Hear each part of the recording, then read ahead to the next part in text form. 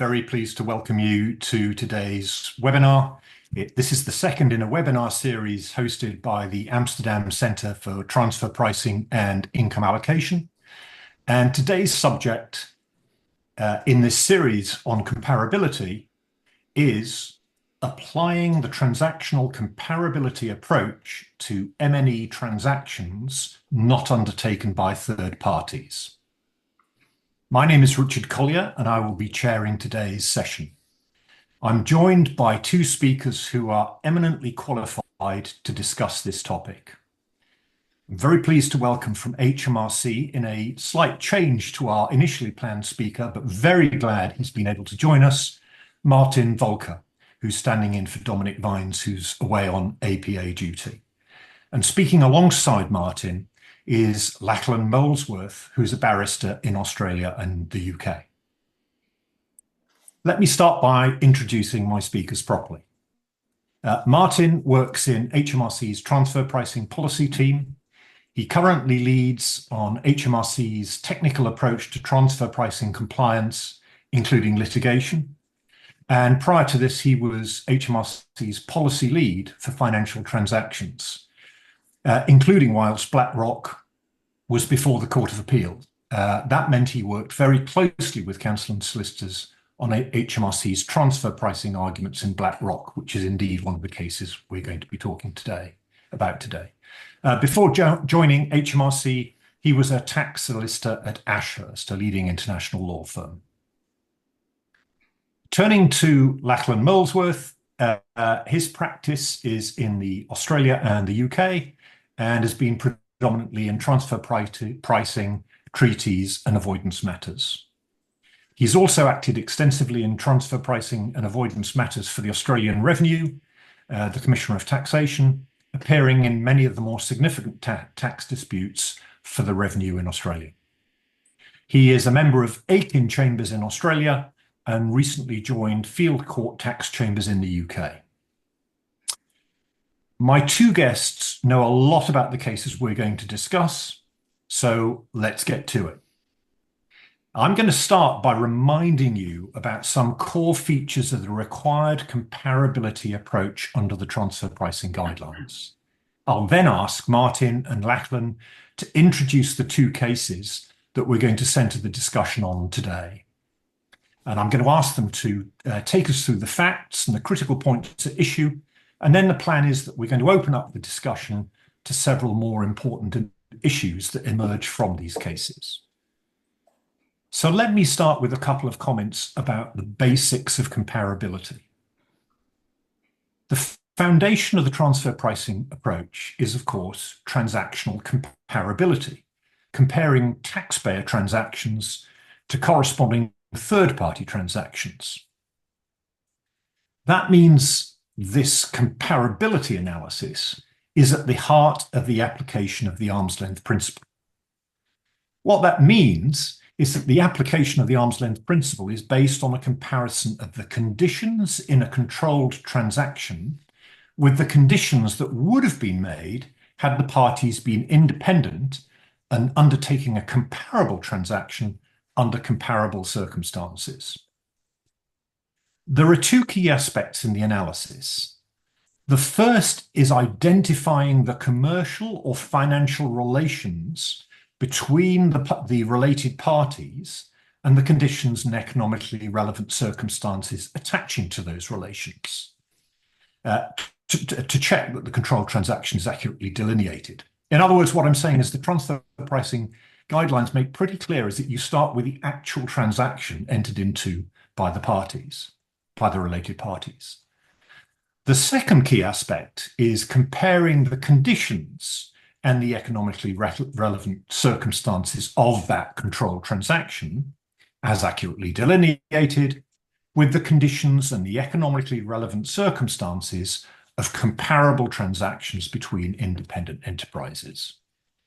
That seems quite a mouthful, but the basic point I'm making is that you take the actual controlled transaction entered into and then compare it to a comparable uncontrolled transaction. Well, What do you do about transactions or arrangements that are seen between related parties, but not seen, not done by third parties? Now, that could be a transaction in its own right, or it may be a transaction that third parties do, but with different terms or the absence of terms that you would not see in a transaction between third parties.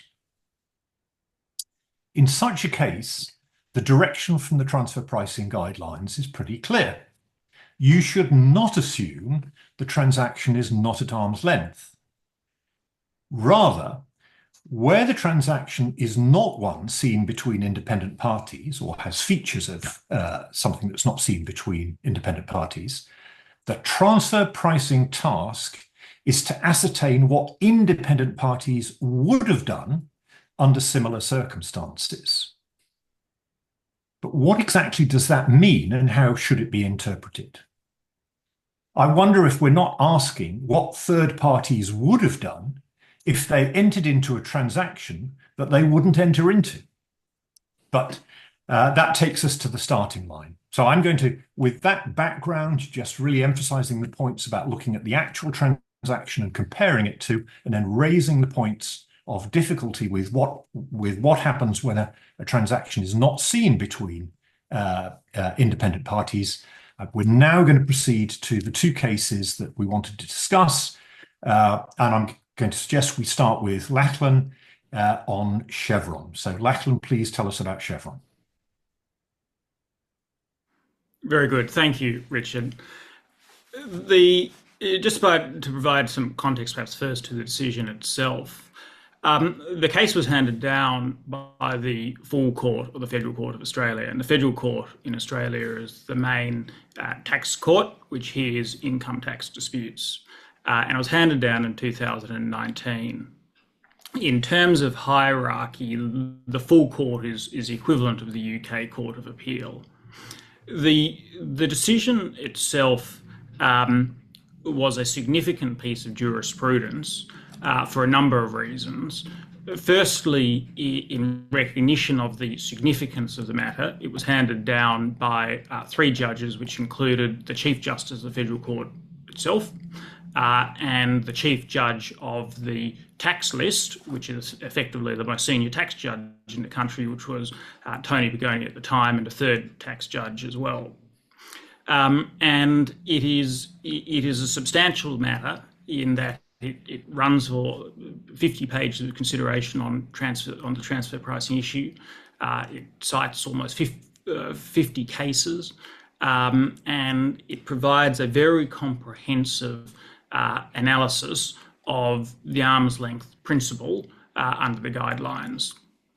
And it's interesting to compare it to BlackRock. BlackRock, by comparison, had, I think, about 17 pages on transfer pricing, and I think it referred to a single case. So it has formed a very important piece of jurisprudence, both domestically in Australia, but has also now been referred to by courts in various jurisdictions. The facts themselves involve Chevron, very well-known oil and gas producer, multinational, and Chevron has been operating in Australia since just after World War II. It's one of the major oil and gas producers. Its business is principally in LNG in Australia, and I make reference to that here because the characteristic of that business is essentially huge amounts of capital required to develop these platforms, and then long tails of essentially cash generated. And there was some relevance to that in the decision because of the flexibility required in terms of funding borrowings in and out of Australia during the course of those projects and their capital requirements. The actual issue in dispute, I'll put up a slide in order to just talk through the impugned arrangement.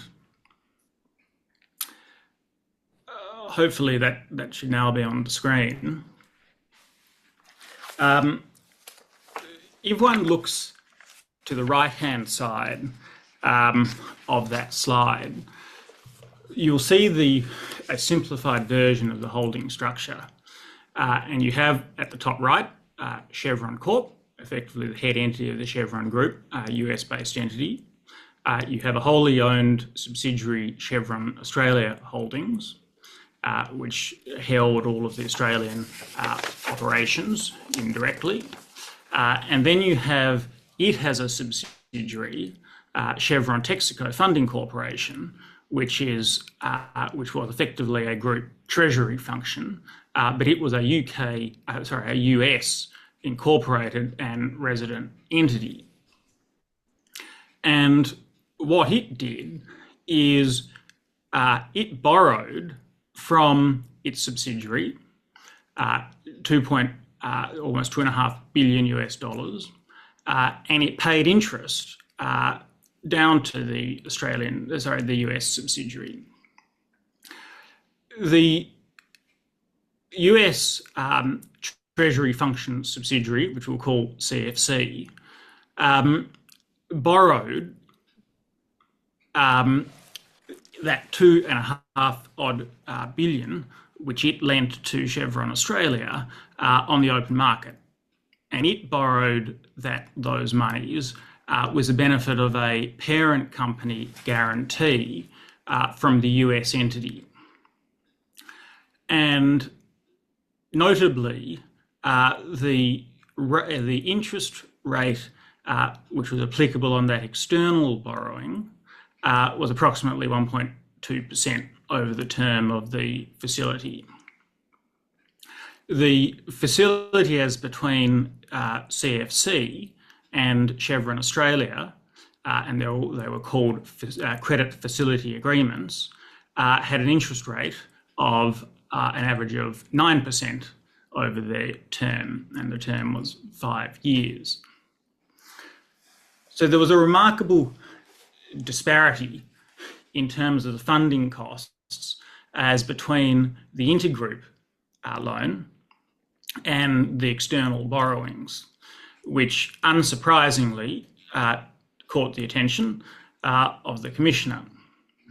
The Commissioner also, and the Federal Court noted this, although query the extent to which it ultimately was determined to be relevant, but the Commissioner took some issue that the interest which was paid by Chevron Australia to CFC was then actually repatriated to Chevron Australia by way of dividend, which under the Australian rules was an exempt dividend.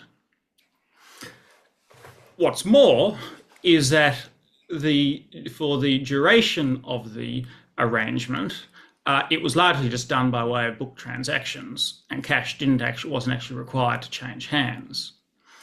So the economic consequence of the entire arrangement was effectively that Chevron Australia was able to have the benefit of a 9% interest deduction on almost $2.5 billion US without actually having to do anything, save having accounting movements, and it would have the benefit of its interest, which it was being paid and receiving a deduction for, and getting it back tax-free. So there was a certain commercial unreality to the arrangement, which was one of the issues that the Commissioner had with the arrangement, although ultimately it was determined that the assessments were issued on the basis of the pricing of the loan only, and not under the anti-avoidance rules. I'll just stop sharing that. The couple of questions which arose. The Commissioner audited and issued amended assessments in reliance on the domestic rules.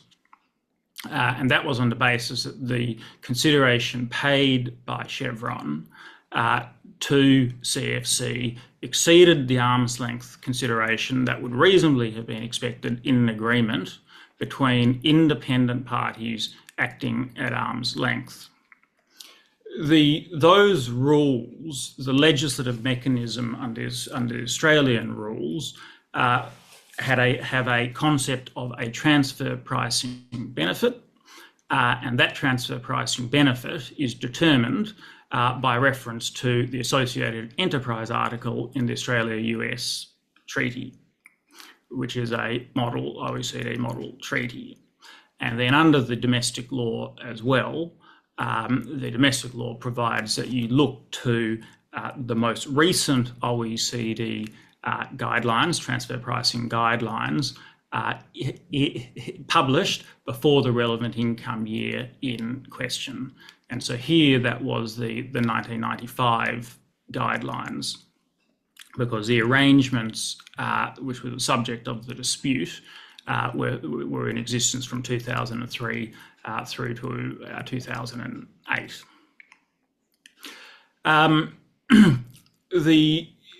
A couple of points to note as well. There was no suggestion by the Commissioner that the substance of the actual transaction differed from its form. The Commissioner didn't allege that there was an actual legal guarantee or security provided in any form. The question turned on, well, what is the appropriate comparator transaction, and what are the appropriate conditions? At trial, at first instance, and it went straight to the federal court to bypass the tribunal, as certain matters can. The judge found that there were conditions which operated between Chevron Australia and CFC, which operated, which differed from those which would be expected to operate between independent enterprises, dealing wholly independent with one another. And the trial judge identified a number of those, and they included the terms in respect of interest rate, the absence of covenants, and a number of other minor things which ultimately didn't have a bearing on the appeal. But the trial judge ultimately found that the comparator transaction should be adjusted so that the conditions reflected what he thought independent parties would have done, but should be adjusted on an assumption or in recognition of the group context of the borrower. And I'll come back to that a bit more, talking about the appeal itself. Chevron Australia unsurprisingly appealed.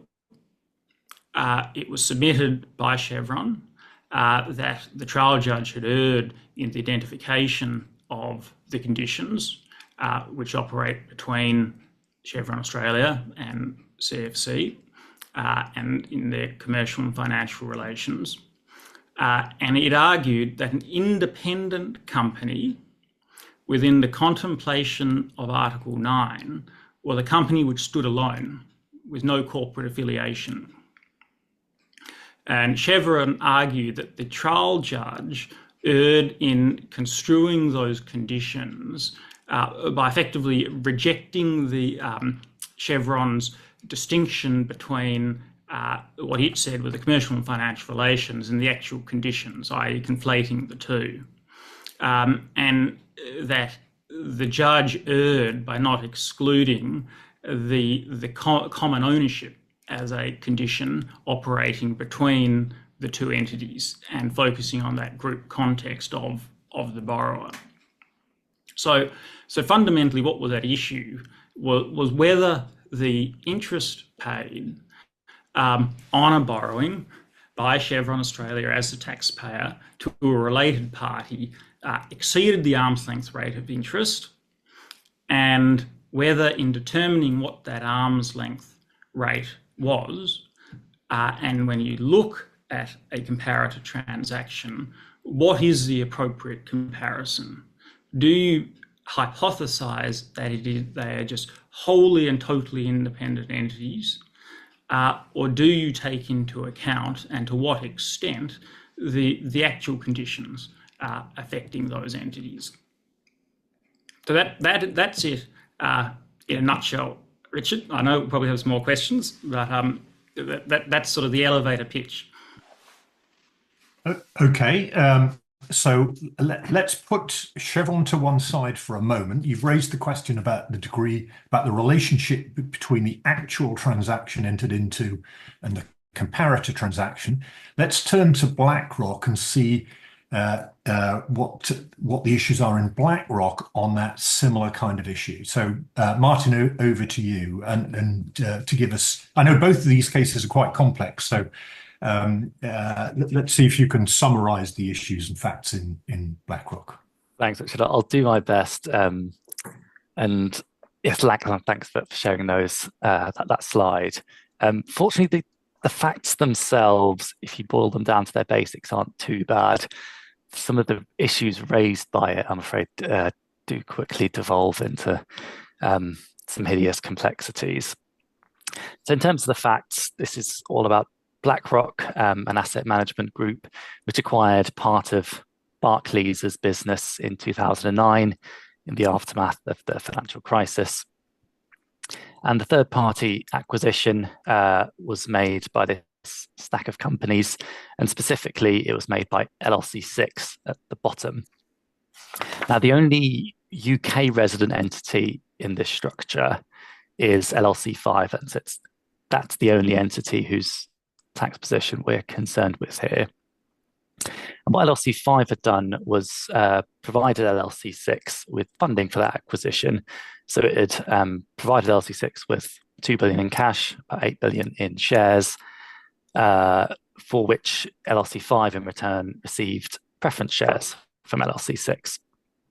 LLC5 in turn had received the cash and shares from LLC4, and LLC5 in consideration had issued LLC4 with 4 billion of loan notes and also with some common equity in LLC5. So it received funding for in the form of a mix of debt and equity, and it passed all of that on in the form of equity, specifically preference shares.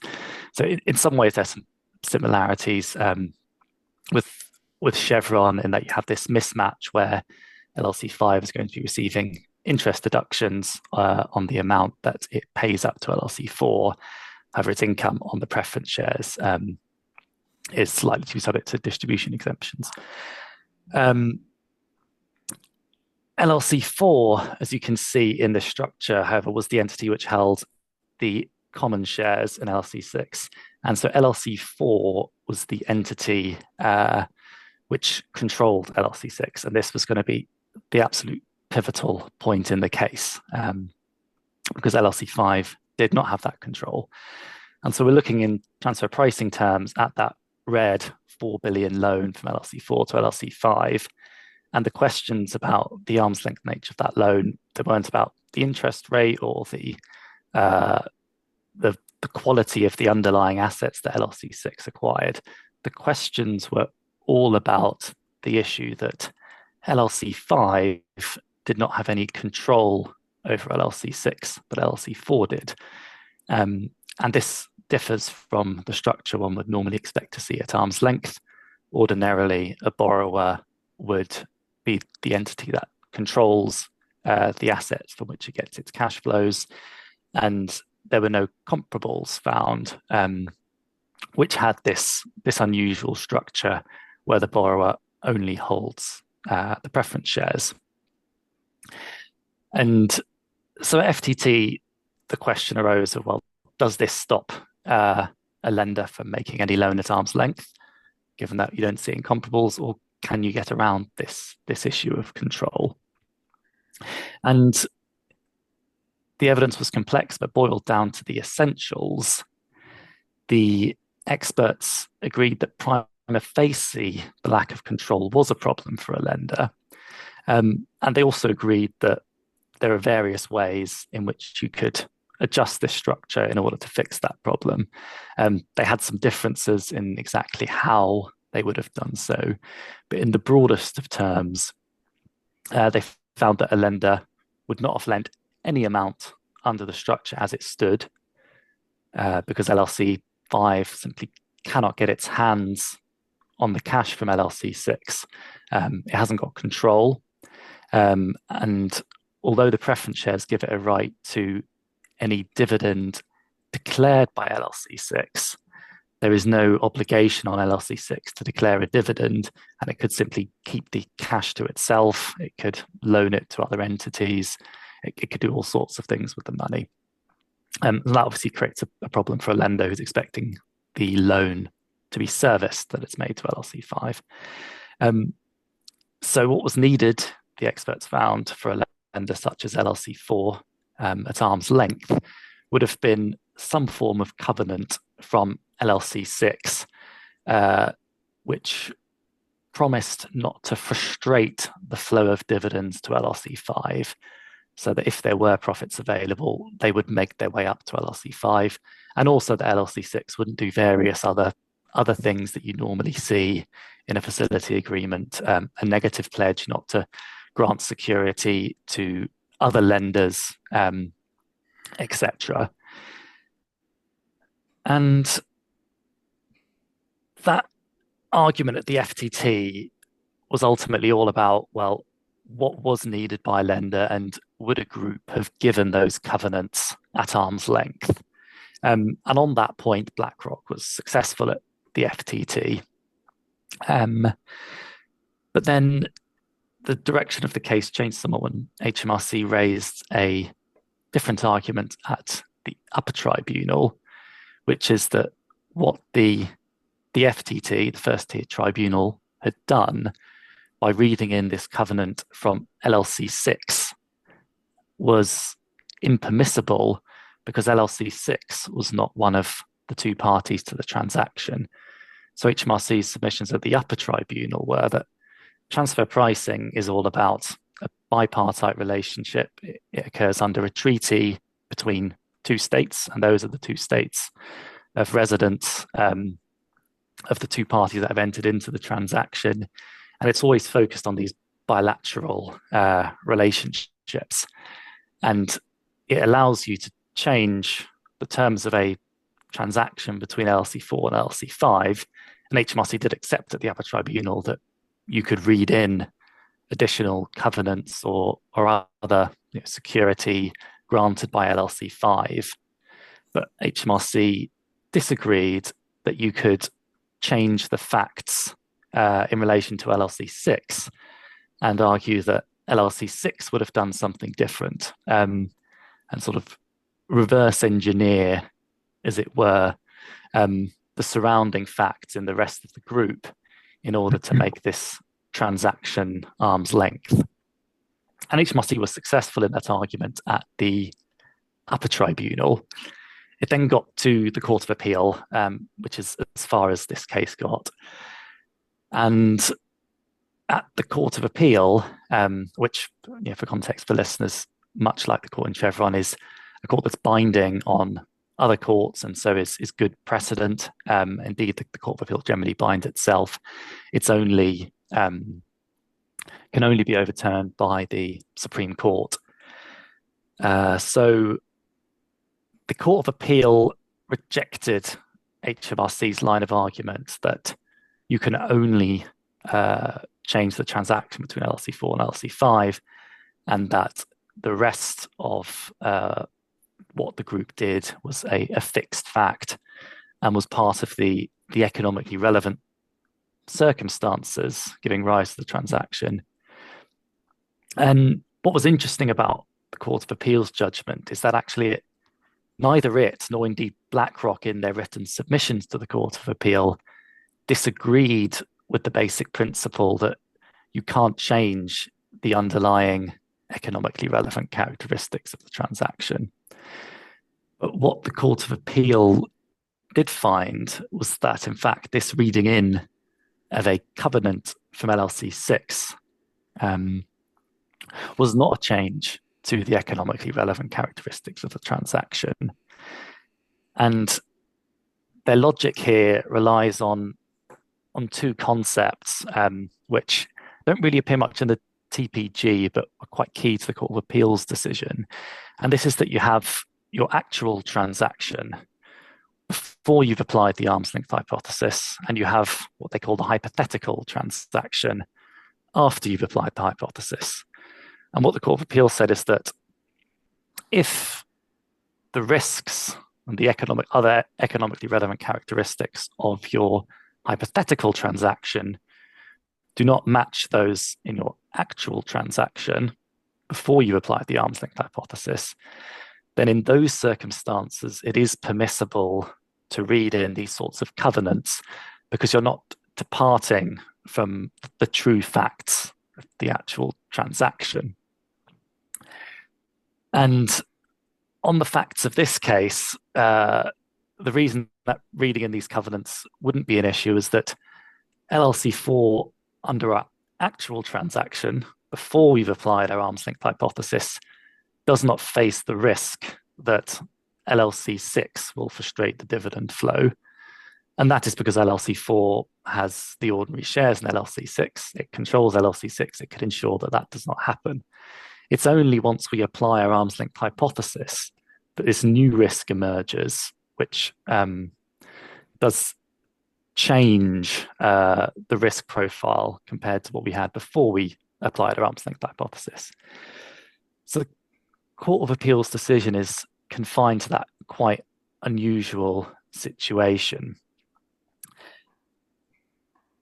The Court of Appeal, as I said, was the final court, and we didn't go any further. I should note at this point that HMRC might have appealed this case, but actually it couldn't because HMRC had won the case on a different ground.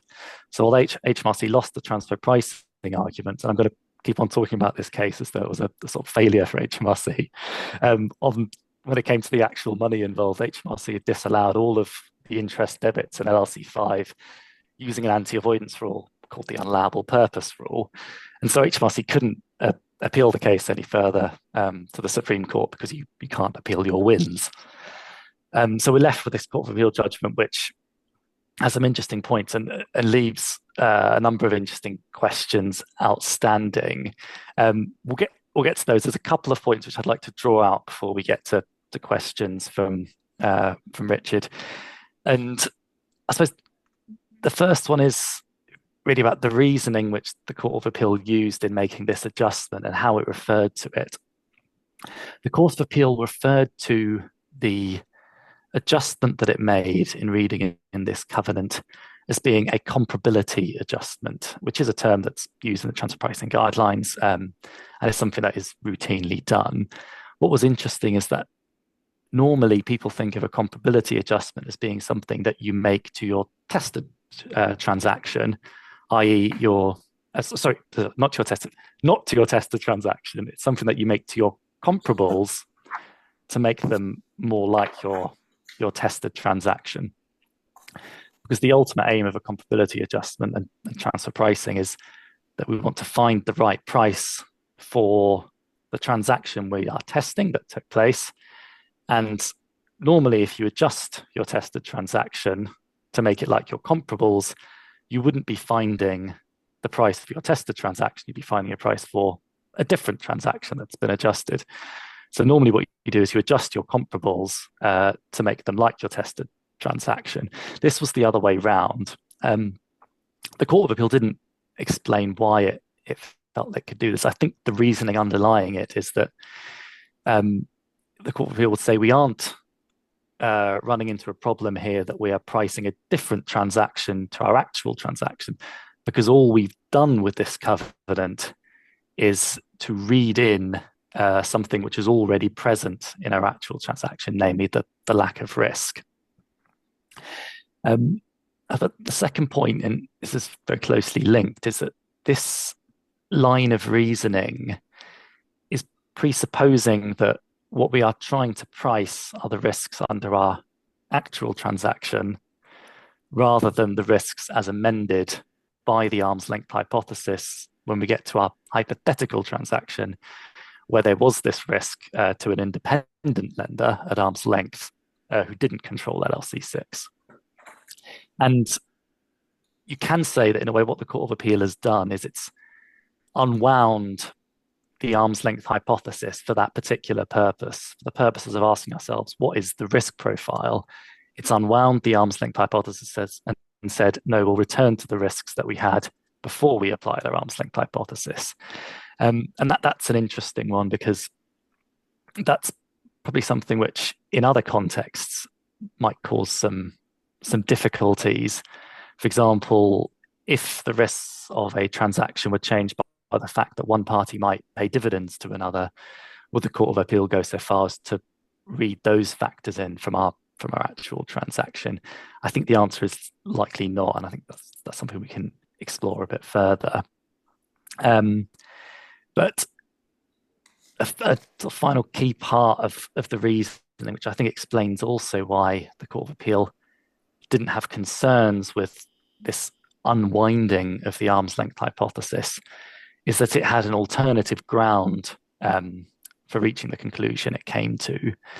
And that was not one that it actually found as its primary ground, because this point was not argued by either of the two parties, but it was something that it mentioned it would have got to had it been asked about the point. And this alternative ground was that the correct arm's length hypothesis in our scenario was that not what the parties had argued about, which is that LLC4 and LLC5 are separate, and also that LLC4 and LLC6 are separate. So all of the arguments at the different stages of tribunal had assumed that once you've applied your arm's length hypothesis, LLC4 would no longer control LLC6 because you've broken that relationship between them. What the Court of Appeal said was that actually it thought the arm's length hypothesis would only break your relationship between LLC4 and LLC5.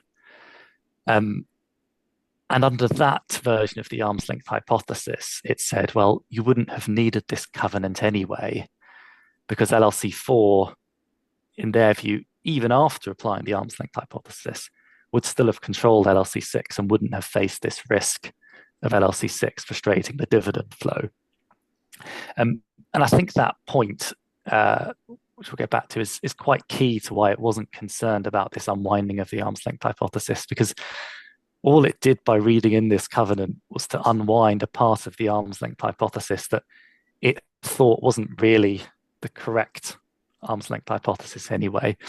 And so if we're looking at the wider effects of BlackRock, I think that's something we have to bear in mind, that it reached this conclusion in quite a niche and unusual circumstance. I think at this point it's probably best to move on to some questions to draw out these points further. Okay, Martin, thank you very much. I'll come back to you. I mean, I'm curious whether you think BlackRock was extending Chevron, or maybe it was just different. But let me just go to Lachlan first and pose a question to you, Lachlan, on Chevron, which is, how did the court address the tension between Chevron Australia's standalone rating for the intercompany loan and the reality of its global group affiliation in determining the arm's length interest rate? It's a very good question, and it goes to the heart of what the issue was here, because the US parent entity had a credit rating of AA. The Australian entity, Chevron Australia, and in fact all of the Australian subsidiary entities, had never had a credit rating by a credit rating agency, so they're effectively unrated. And it was that factor which was one of the primary evidentiary bases upon which Chevron Australia asserted that the very high interest rate, an interest rate of 9%, was appropriate on an arm's length basis, because if Chevron Australia was an independent entity, well, that it would be an entity without a credit rating seeking to borrow substantial funds. What the court said was that the relevant controlled transaction the actual transaction, included features that would not be present in a transaction involving independent parties. And what it focused on was the fact that you did have an entity which didn't have a credit rating, but it sat within a group context, and it focused on the actual transaction not having any parental security provided at all. And what the court said in terms of the correct approach in order to compare and determine what would occur between independent parties, you first had to ask as a corollary question, as a first question, whether the controlled transaction would have happened in a comparator transaction involving independent parties, and then you identify what the arm's length consideration of interest rate would be under a hypothesized transaction between independent parties. And to do this, it said that the form of the transaction may be altered if it is necessary to do so to permit the transaction to be analysed through the lens of mutually independent parties. And it said that is a factual inquiry about what would be reasonably expected if the actual agreement had been unaffected by the lack of independence. And so perhaps to put that another way, what the court concluded was that looking at this transaction, on the evidence, it would have been expected that as between independent parties dealing independently, there would have been a borrowing arrangement, but it would have had security provided by a parent, and it would have therefore attracted a lower interest rate. And there was some discussion. What the court says is that Article 9, it doesn't require the court to compare Chevron Australia and CFC with a wholly standalone company. The hypothetical is undertaken for the purposes of determining whether the dealing which actually occurred might have been expected to occur, but on different terms. And that required that the parties in the hypothetical will have characteristics or actual attributes of the actual enterprise in question, and that necessarily meant that those attributes included that group context. So the court doesn't make a finding that there was an implicit guarantee or an explicit clause. It doesn't go that far. What it says is, and what it does, is that in ascertaining what independent parties would have done, you have to look at the actual characteristics and attributes of the entities, and here, what might have been expected to operate would have been a loan where security was provided. Okay. Martin, let me go back to the question that I just floated a moment ago. And I have heard it said, I think people do take the view sometimes that BlackRock extends Chevron, Australia's approach. Do you think that's true? Is that the way you look at it, as a sort of extension of Chevron? I tend to think these aren't linear. So in some ways, I think BlackRock can be wider. In some ways, I think it can be narrower. In the sense of it being potentially narrower, there is this point that in BlackRock, you can only read something in under that principle if what you're reading in is consistent with the economically relevant characteristics of the actual provision. And that thing is quite a key distinction from Chevron, in that, as Lachlan just said, they didn't find that there actually was, in substance, a guarantee provided by the parent. They didn't find that there was, in substance, implicit support. They weren't interested in that point. So I think if the court in BlackRock had applied their principle to Chevron, they may well have said, well, can you read in something from a third party? And they would say, well, let's look at the characteristics of the actual transaction. And they would have asked that question. That would have been a factual inquiry. I'm not saying the answer necessarily would have been different, but they would have asked that question of, well, was there in substance a guarantee? That they would have gone down those sorts of lines. Where BlackRock may go beyond Chevron is this question of, well, if you can go to the economically relevant characteristics of your actual transaction before you apply the arm's length hypothesis, where does that principle stop? And we don't yet know where that will stop and how courts will interpret BlackRock. So I think there's a restrictive interpretation of BlackRock, which perhaps doesn't go beyond Chevron, which is saying, well, really, this is just about the Court of Appeal fixing the arm's length hypothesis that had gone slightly wrong.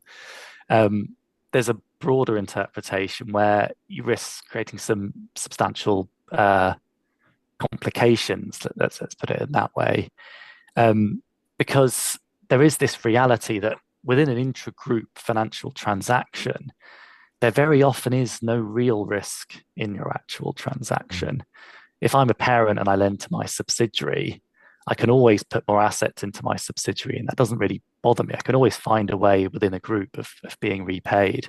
And perhaps even more starkly, if I'm a subsidiary and I lend to my parent, then as soon as my parent repays me any money at all, I can dividend that up to my parent, which can then use that to repay more of the loan.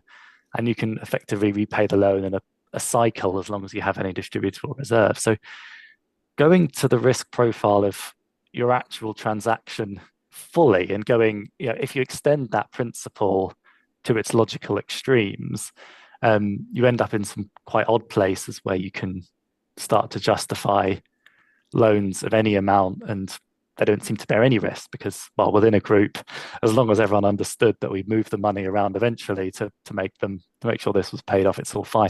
I don't think the Court of Appeal wants to go that far, and it's trying to go that far. But what it didn't need to do was to articulate the limits that will have to be placed on this principle that it is utilizing. So that's why BlackRock could be very wide depending on how it's interpreted. Wow. Okay. Let me go back to Lachlan. I just want to pick up a point, if I may, Lachlan, on what you were just saying. It sounded like in Chevron Australia, the court allowed quite a flexible comparative analysis approach that might alter certain terms if required to align with what it saw as an arm's length transaction. Was the court at all bothered about whether this differed from outright recharacterization or recharacterization issues? And what was the court's position on that? So it's again a very good question. And there is a lot of commentary that there is something of a blurred line on that arising from the decision. Now, but I think that one can draw a line in terms of whether or not what the court is actually doing. And I think it's easier to draw in Chevron than I think it is probably in BlackRock. I think the fundamental principle in Chevron is that there's no suggestion that the form and substance of the controlled transaction differed or that there was somehow misalignment which required recharacterization. And in this, and notably, going back to that point around that the court wasn't prepared to infer security or infer terms into the actual transaction. All it simply does is that it says the purpose of the comparison exercise required under Article 9, the comparator transaction has to be modified in order to properly be able to assess what the parties would have done if they were acting on an arm's length basis. And it does that by saying that the comparator transaction would have had the benefit of parental security because that is how the relevant party or the parties would have behaved. So I think I think it is an easier answer with Chevron. I think it's probably a more pertinent question with BlackRock. Well, Martin, you might want to comment on that. But these issues really are not straightforward. I would say if you just tuned into this webinar, you might think you've just joined a conversation in the philosophy common room or something. It's hypothesis piled on hypothesis. But Martin, do you have a sense about whether or the degree to which, or how you would express the degree to which Chevron Australia and BlackRock differ in determining the starting point for their analysis? I think that might be helpful to maybe just look at that point in clarifying what we're talking about. I think I agree. It's all very complex and hypothesis upon hypothesis. I think I have a couple of broader observations first around this. One would be that the line between pricing and non-recognition and accurate delineation is very different in the context of financial transactions to widget transactions. And we can't properly talk about those issues without acknowledging that first.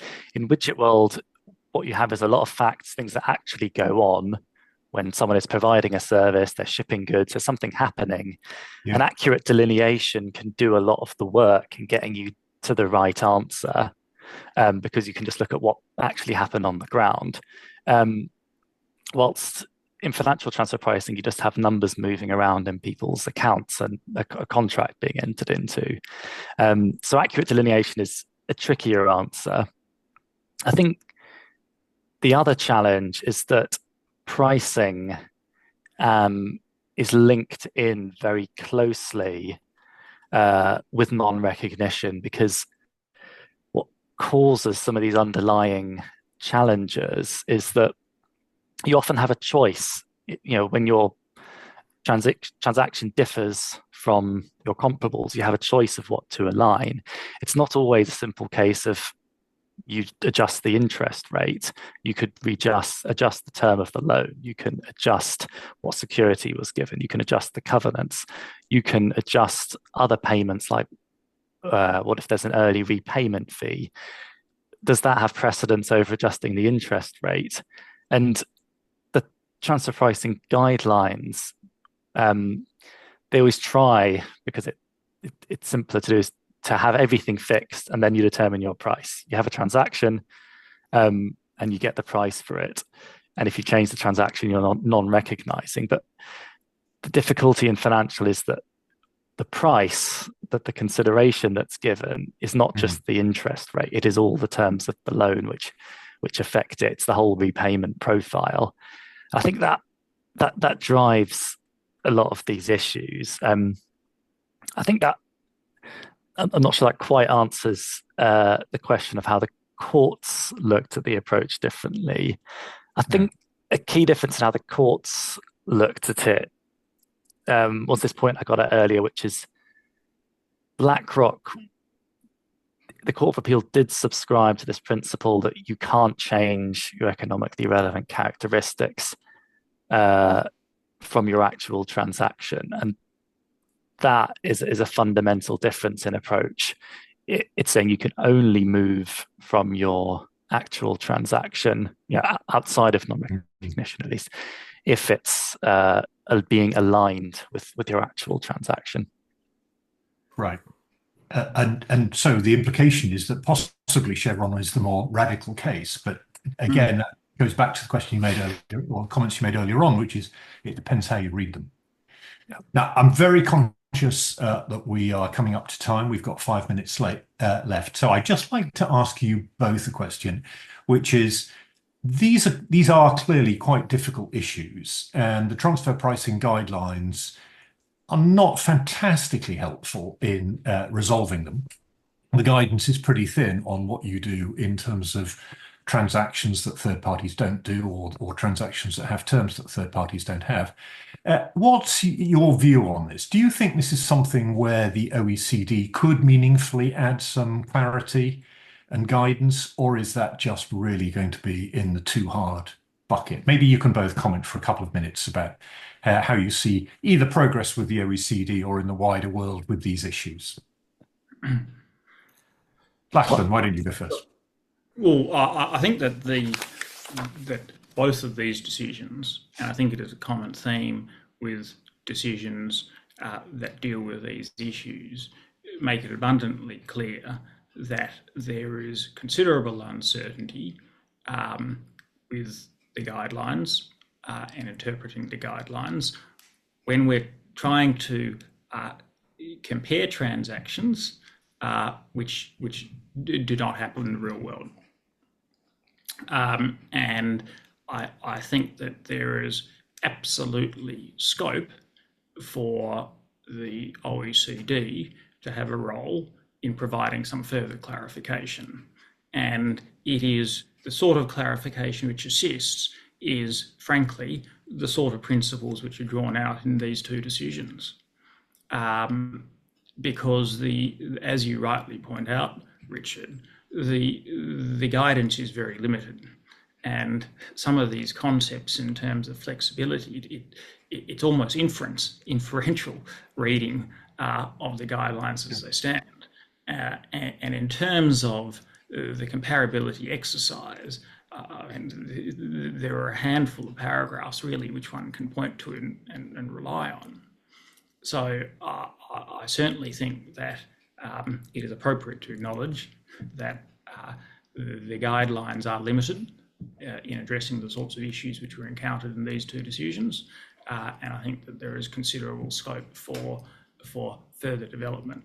In terms of responding to the question, do we think that we'll see the OECD do that? Is that a priority? I probably am not particularly optimistic, but perhaps Martin has a better idea. I'm not sure I can comment too much on the prospects. As far as I either don't know, or if I do know, I probably shouldn't be saying that. Yeah. I do think it is. I think it's fair to say that it would be challenging to do insofar as the two decisions have differences, and they reflected differences between tax authorities. Taxpayers had different views on these cases, and also different countries have different stakes and different taxpayers have different stakes. Because reading these things it's worth noting in Chevron, the tax authority wanted to read in the guarantee to lower the rate.